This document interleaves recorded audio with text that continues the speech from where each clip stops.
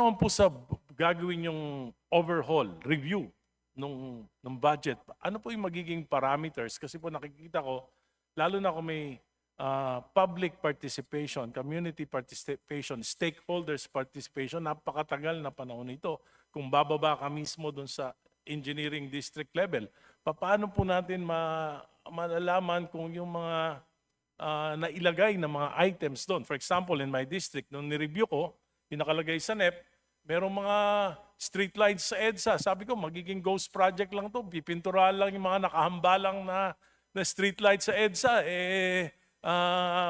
Sisingilin na ito. So, paano po hihimayin ng yung mga ganitong detalye? Considering that we have a very limited time para po maaprobahan yung ating National Expenditures Program. Tingin ko po, dahil nga po limitado ang ating oras, kailangan po talaga magsisimula tayo dun sa unang-una, yung mga proyekto na na-point out at na-point out ng mga members of Congress na either completed, na pinondohan pa rin, yung mga double counting, at ibang pang mga mali sa budget.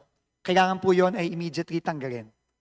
Ikalawa po, kailangan po talaga nating repasuhin ng mabuti yung 268.3 billion na flood control budget.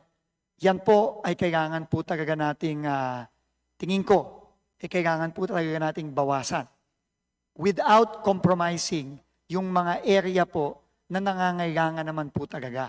Kasi po, tingin ko, dito sa nakikita natin ngayon, na mga in-implement na flood control nung mga nakaraang taon, marami pong kailangang ayusin at linisin.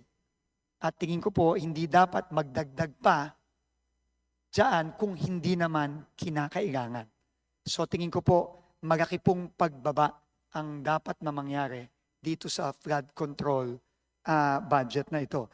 At titignan po din natin sa katulong ng ating mga opisyales at yung pong team na papasok,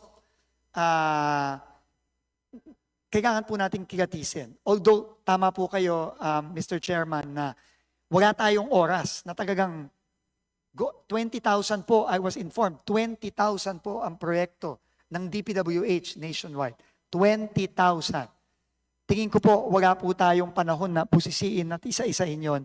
Pero, tingin ko naman po, magagaman natin kung ano yung mga hindi kailangan, kung ano yung mga duplication, kung ano yung mga completed na pinondon pa ulit. At kagaya ng sinabi nyo po, yung obvious na mapupunta lang kung saan-saan ang pondo ng mga kababayan natin. Yun po ang pipilitin natin gawin given the limited timeline na ibibigay po sa atin ng ating komite.